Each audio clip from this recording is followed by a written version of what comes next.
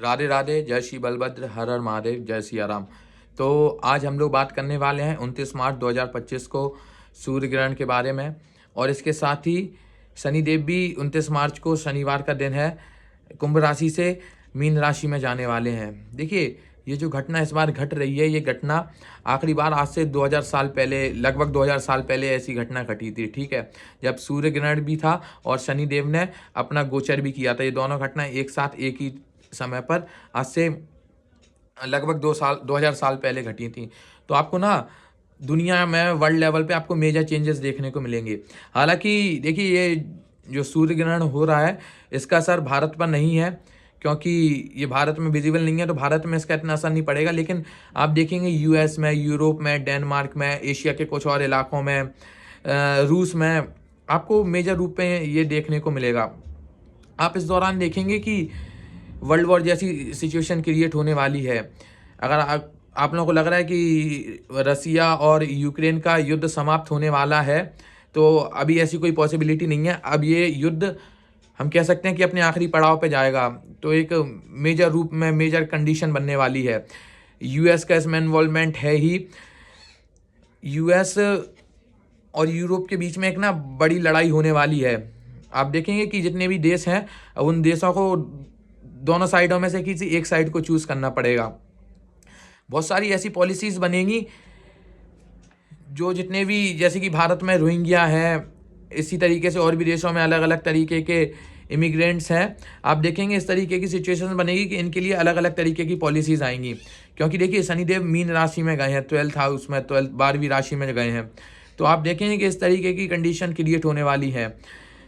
जितनी भी राष्ट्रवादी चीज़ें हैं, जितनी भी नेशनलिस्ट चीज़ें हैं, नेशनलिस्ट राष्ट्रवादी क्रांति है, आप इन चीज़ों को बढ़ता हुआ देखेंगे। भारत में तो आप इन्हें देखेंगे, लेकिन भारत से ज़्यादा आप ना विदेशों में इन चीज़ों को बढ़ता हुआ देखेंगे। यूएस में, रूस में, यूरोप साइड में हम कह सकते हैं। यहाँ पे भी सूर्य ग्रहण विजिबल है, वहाँ पे ऐसी घटनाएं घटेंगी। इसके अलावा शेयर मार्केट में बहुत मंदी आने वाली है। एक तो वर्ल्ड वॉर होगा, इसकी वजह से भी।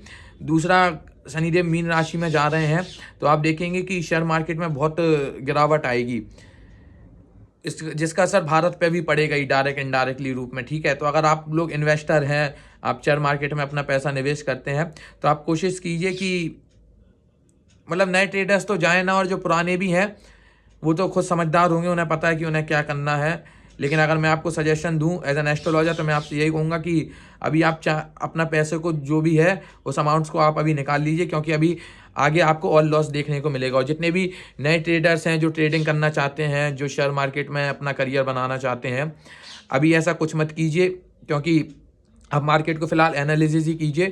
क्योंकि अगर आप अभी इन्वेस्टमेंट करते हैं तो आपको मेजर रूप में प्रॉब्लम्स देखनी पड़ सकती हैं।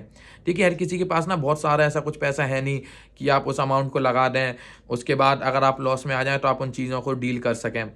तो कोशिश कीजिए कि अभी फ़िलहाल के लिए, कुछ टाइम के लिए ऐसा ना करें, क्योंकि आने वाला जो भी टाइम पीरियड है वो थोड़ा सा ज़्यादा हार्ड होने वाला है। बात को समझिए, कहीं ना कहीं जब शनिदेव का मीन राशि में गोचर हो रहा है, तो इससे इस तरीके की सिचुएशन क्रिएट हो रही है कि लोगों को कहीं ना कहीं हेल्थ से रिलेटेड चीज़ें भी होंगी। मीन राशि की जितने भी डोमेन है उनमें कहीं ना कहीं इफेक्ट आएगा। पर्टिकुलर अगर हम आपके चार्ट की बात करें, तो आपके चार्ट में मीन राशि जहाँ भी होगी, शनिदेव का प्रवेश उस हाउस में होगा। ठीक है, तो उस हाउस से रिलेटेड चीज़ों में आपको प्रॉब्लम देखने को मिल सकती हैं, आपको जिम्मेदारियां देखने को मिल सकती हैं। आप देखेंगे कि वहाँ पे आपके ऊपर उस हाउस से रिलेटेड पर्टिकुलर चीज़ों में आपको स्ट्रेस देखने को मिल सकता है। फॉर एग्जांपल, अगर 4th हाउस में शनिदेव का गोचर हो रहा है, आपकी धनु लग्न है, तो 4th हाउस में मीन राशि आती है और शनिदेव उसमें आएंगे, तो हम कह सकते हैं कि ऐसे लोगों को कहीं ना कहीं भूमि वाहन संबंधित चीज़ों में परेशानी हो सकती है। इनके मन में थोड़ी सी अस्थिरता बढ़ेगी। इसके अलावा आपके चार्ट में जो दशाएं चल रही होंगी उनका भी मेजर रोल होगा। लेकिन कहीं ना कहीं देखिए, क्या होता है कि जब जितने भी बड़े प्लैनेट्स हैं ना, शनिदेव हो गए, जुपिटर हो गए, ये ना एक बहुत लंबे टाइम पीरियड के लिए आते हैं आपके साल। शनिदेव 2.5 साल एक राशि में रहते हैं, तो इनका इम्पैक्ट आपकी लाइफ में बहुत ज़्यादा पड़ता है। तो और कहीं ना कहीं शनिदेव ना पूरे वर्ल्ड की एनर्जी को भी, यूनिवर्सल एनर्जी को लेकर चल रहे हैं अभी फिलहाल में।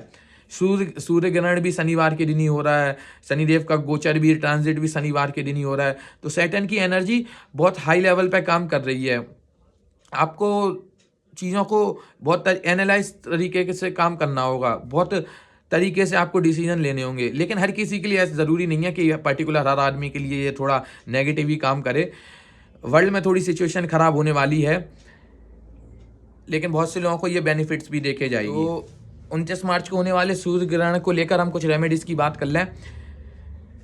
वैसे मेरी वीडियो ज़्यादातर इंडिया ही वाले देख रहे हैं, लेकिन फिर भी भारत में इसका ऐसा कोई खास असर नहीं है। लेकिन कहीं ना कहीं आप देखिए इम्पैक्ट पड़ेगा। मैं कह रहा हूँ अगर 100% नहीं तो 10 से 20% इम्पैक्ट भी पड़ेगा। इस दिन आप क्या कर सकते हैं, अगर आप व्रत रह सकते हैं, खाना ना खाएं तो आपके लिए अच्छा रहेगा। आप दक्षिण दिशा में अपने पितरों के नाम से दीपक जला सकते हैं, उनका ध्यान कर सकते हैं। आप विष्णु सहस्त्र नाम का सुंदरकांड का पाठ कर सकते हैं, भजन कर सकते हैं, सत्संग कर सकते हैं। देखिए इससे क्या होगा ना, आपके पास पॉजिटिविटी बढ़ेगी, आपके पास पॉजिटिव एनर्जी बढ़ेगी। सूर्य ग्रहण जब जब आता है तब आप देखेंगे कि पशु पक्षियों के नेचर में ना एक सडन चेंज आता है। आप देखेंगे कहीं ना कहीं वो नेगेटिविटी एक माहौल में रहती है, तो वो इस तरीके की एनर्जी को कैरी लेकर चल रहा है, उसका इम्पैक्ट कहीं ना कहीं आप पे भी पड़ेगा ही, ठीक है। तो उसके लिए आप क्या कर सकते हैं, अपनी पॉजिटिविटी को आपको बढ़ाना होगा, अपने पॉजिटिव वाइब्स को बढ़ाना होगा। तो आप विष्णु सहस्त्र नाम का पाठ कर सकते हैं, आप सुंदरकांड का पाठ कर सकते हैं, आप जाप कर सकते हैं, आप जो भी मंत्र हो, आपका गुरु मंत्र हो, ओम शम शनिश्चराय का नमः, या इसके अलावा आप सूर्यदेव का जाप भी कर सकते हैं। आपके जो भी इष्ट देव हो आप उनका जाप कर सकते हैं। लेकिन आपको अगर आप रेमेडी करना चाहते हैं तो आपको इस दिन व्रत रहना है और जाप जरूर करना है, पाठ जरूर करना है। क्यों देखिए अगर आप इसमें जैसे कि मेडिटेशन करते हैं तो मेडिटेशन भी आपके लिए हेल्पफुल हो सकता है। विपासना आपने अगर नाम सुना हो तो बौद्धिज्म में एक महात्मा बुद्ध की एक टेक्निक है, विपासना मेडिटेशन की एक टेक्निक है। जो लोग उस कोर्स को ट्राई करना चाह रहे हैं, वो एक 10 दिन का कोर्स होता है विपासना का। अगर आप लोगों को नहीं पता तो मैं थोड़ा उसके बारे में आपको बता देता हूँ। देखिए विपासना में क्या होता है कि एक जब आप शुरू में रजिस्ट्रेशन करते हैं, पहले रजिस्ट्रेशन करते हैं तो उनके सेंटर्स बने हुए जगह जगह पर। मैंने एक बार ये कोर्स किया है, एज एन एक्टर मैंने किया था, क्योंकि मुझे कैरेक्टराइजेशन के लिए कुछ ऐसा करना था, मेडिटेशन को थोड़ा अच्छे लेवल पे करना था जिससे मुझे थोड़ा कैरेक्टराइजेशन में हेल्प मिले। इसके अलावा अपनी मेडिटेशन को थोड़ा सा और पावरफुल भी बनाना था। तो क्या होता है कि अलग अलग जगह पे अलग अलग सेंटर्स बने हुए, ठीक है। उन सेंटर्स में आप रजिस्ट्रेशन करते हैं, फिर आपको एक डेट मिलती है, आप उससे अटेंड करते हैं। वहाँ पर फिर क्या होगा कि आपको 10-11 दिन का वो जो होता है, वहाँ आप सुबह 4:30 बजे उठते हैं। वहाँ पे आपको ना किसी से कोई बात करनी होती है। सुबह 4:30 बजे उठते हैं, 10 दिन आप एकदम मौन व्रत धारण करते हैं। सुबह 4:30 बजे उठकर आप रात के 9:30 बजे तक सिर्फ मेडिटेशन ही करते हैं। इस दौरान आपको बीच में 2 बार खाना खाने के लिए मिलता है। एक बार सुबह 6:30 बजे नाश्ता होता है, उसके बाद दूसरा 12 बजे के आसपास आपको खाना खाने के लिए मिलता है।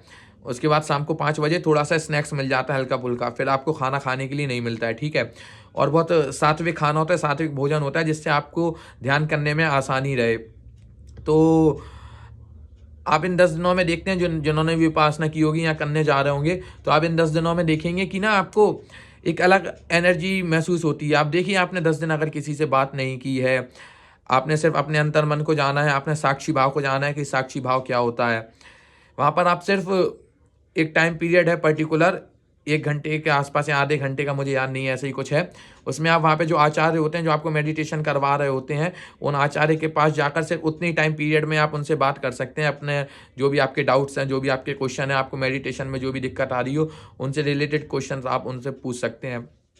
तो मतलब हेल्पफुल होता है, बहुत अच्छा हेल्पफुल होता है।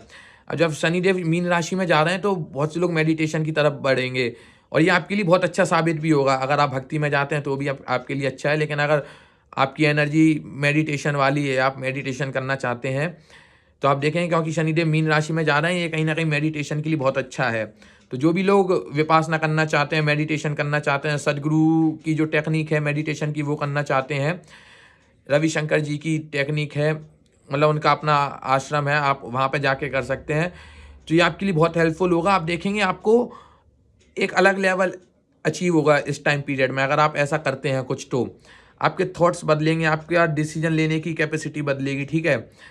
आप साक्षी भाव होता है कि जैसे कि सुख में सुख को सुख की तरह ना देखना, दुख को दुख की तरह ना देखना, कि दोनों चीज़ें परिवर्तन संसार का नियम है। इस तरीके की कुछ चीज़ें होती हैं कि कोई भी चीज़ परमानेंट नहीं रहती है, वहाँ पे इसी तरीके की चीज़ें सिखाई जाती हैं, तो आपके लिए कहीं ना कहीं बहुत हेल्पफुल हो सकता है। जल तत्व की राशि है मीन राशि, तो आपको पानी अच्छे से कंज्यूम करना है, क्योंकि हेल्थ इश्यूज़, मैं बार बार कह रहा हूँ, कहीं ना कहीं हेल्थ इश्यूज़ भी दिख रहे हैं, हेल्थ इश्यूज़ बढ़ेंगे लोगों में, तो आपको अपना ध्यान खुद ही रखना पड़ेगा। आपको पॉजिटिविटी के लिए पाठ करना है, मेडिटेशन करना है, नाम जप करना है, आप जो भी टेक्निक करते हैं जिसमें भी आपका मन लगता है आपको वो करना है। अपनी हेल्थ का ध्यान रखना है, रात में खाना आपको नहीं खाना है, हो सके तो दिन ही दिन तक, मतलब सूरज डूबने के पहले पहले तक खाना खा लीजिए, अगले 2-2.5 सालों तक, तो आपके लिए बहुत अच्छा रहेगा। बाकी मीन राशि वालों की 7.5 का सेकंड फेज आने आ गया है, ठीक है, 29 मार्च के बाद से इनके लिए थोड़ी सी हार्ड सिचुएशन बनेगी, क्योंकि शनिदेव इनके चंद्रमा के साथ, इनके चंद्रमा पर आकर बैठे हैं, ठीक है। तो आप देखेंगे ना, इनके मन में तनाव की स्थिति बढ़ जाएगी, इनके आसपास इन्हें अपनी प्रोफेशनल लाइफ में बहुत समस्या होगी, इनकी प्रोफेशनल लाइफ में चेंजेस भी आ सकते हैं। अभी तक जो ये कर रहे होंगे उसमें कहीं ना कहीं ब्रेक लग गया होगा, ये आपको दिखने लगा होगा कि कुछ समय पहले से भी जितने भी मीन राशि वाले हैं उसमें इन्हें प्रॉब्लम आने लगी होगी, उसमें इन्हें समस्या दिखने लगी होगी, तो कहीं ना कहीं इनके मन में विचार चल रहा होगा उन चीज़ों को छोड़ देने का, चेंज करने का। इस दौरान आप देख रहे होंगे कि आपके आसपास के जो लोग थे वो कहीं ना कहीं आपका साथ छोड़कर एक एक करके जाने लगे हैं, चाहे आपके रिलेशनशिप हो, आपके दोस्त यार हो, आपके फैमिली में हो। आपके ऊपर ओवरऑल स्ट्रेस बहुत बढ़ गया है। ये 2.5 साल आपको पेशेंस रखना है, आपको चीज़ें सीखनी है, समझनी है, उसके अकॉर्डिंग आपको काम करना है। कुंभ राशि वालों का सेकंड फेज 7.5 का ख़त्म हो गया है। इनके लिए अगर मेजर प्रॉब्लम इसी टाइम पीरियड में रह सकती है अधिकतर लोगों के लिए। अब आने वाले टाइम में आपको ऐसी कोई ज़्यादा प्रॉब्लम नहीं देखनी पड़ेगी। आपने अगर चीज़ों को सीख लिया होगा कि शनिदेव आपको सिखाने आते हैं, वो आपके सिर्फ आपके कर्मों का हिसाब करने आते हैं। आपने जो भी अपनी पास्ट लाइफ में किया होगा या इसी जन्म में आपने जो भी पहले किया होगा अच्छे बुरे कर्म, उनका हिसाब करने आपके साथ आए हैं। अगर आपने अच्छे कर्म भी किए हैं फिर भी 7.5 कहीं ना थोड़ी हार्ड सिचुएशन में आपको डालती है, क्योंकि बात समझिए, जब 7.5 खत्म होती है उसके वो आपको जाते जाते बहुत अच्छी चीज़ें देकर जाती है।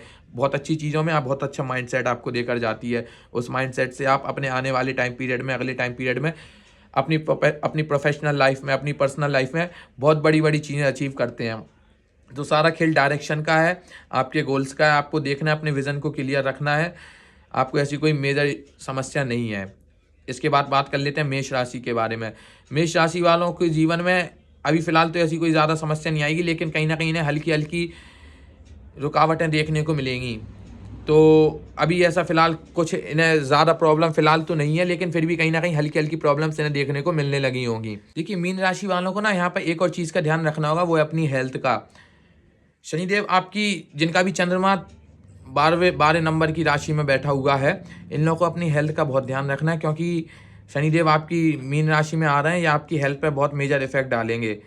तो आपको ध्यान रखना है अपनी हेल्थ का। आप एक्सरसाइज कीजिए, वर्कआउट कीजिए, मेडिटेशन कीजिए, अपनी हेल्थ का ध्यान रखिए, अच्छा खाइए, अच्छा पहनिए, और कोशिश कीजिए कि रात में आप खाना ना खाएं, ठीक है। इसके अलावा आप भगवान से जितना जुड़े रहेंगे, जितना आप जो भी करें, पाठ करें, जो भी आपके इष्ट हों आप उनका पाठ करें, अपने कुल देवी देवताओं का पाठ करें, अपने पितरों के प्रति समर्पित रहें। देखिए, आप अपने पितरों को दक्षिण दिशा में करके दीपक जलाते हैं, रेगुलर अपने पितरों का ध्यान करते हैं। अमावस के दिन, यहाँ पे एक और रेमेडी मैं आपको बताने वाला हूँ, एकदम सडन याद आ गई। अमावस के दिन, जो शनिवार को अमावस है, उस अमावस को आपको दिया तो रखना ही है दक्षिण दिशा में, लेकिन अपने पितरों के नाम से आपको दान भी करना है। आप कुछ भी सफ़ेद चीज़ का या कुछ भी खाने का किसी गरीब को आप दान कीजिए, जो भी भूखा हो उसे आप खिलाइए। इससे आपको आपके पितरों तक कहीं ना कहीं उन्हें आराम मिलेगा, उन्हें अच्छा लगेगा आपके पितरों को। मीन राशि वालों को अपनी हेल्थ का ध्यान रखना है, मेडिटेशन कीजिए, भक्ति कीजिए, भगवान से जितना जुड़ा रहेंगे उतना आपके लिए अच्छा रहेगा। और जब आप ये सब करते हैं तो देखिए, कोई भी गिरह आपका बुरा करने नहीं आया, कोई भी आपके लिए समस्याएं देने नहीं आया, बस आपके कर्मों का फल देने आया। अगर आप भगवान से जुड़े रहेंगे तो आपके अंदर एक घटना है तो घटेंगी। देखिए, घटना बंद नहीं होती है, जो घटना है वो घटेगी, जो लिखा हुआ है वो होगा ही होगा। लेकिन कहीं ना कहीं भगवान उन चीज़ों को, अगर आप भगवान से जुड़ते हैं तो प्रकृति, ब्रह्मांड उन चीज़ों को आपके लिए आसान कर देता है, आपके अंदर शक्ति ला देता है चीज़ों को डील करने के लिए, और कहीं ना कहीं वो उनका रुख भी मोड़ देता है। घटना तो घटेगी, लेकिन अगर बड़ी घटना घटनी होगी तो छोटे रूप में घट जाएगी। तो मीन राशि वालों को भी ऐसी कोई घबराने की बात नहीं है, बस आप भगवान से जुड़े रहिए, मेडिटेशन कीजिए, ध्यान कीजिए, अच्छा खाइए, कोशिश कीजिए कि जितना भगवान से जुड़ें उतना अच्छा होगा। बाकी अपनी आज की ये वीडियो को यहीं पे ख़त्म करते हैं। राधे राधे, जय श्री बलभद्र, जय सिया राम, हर हर महादेव।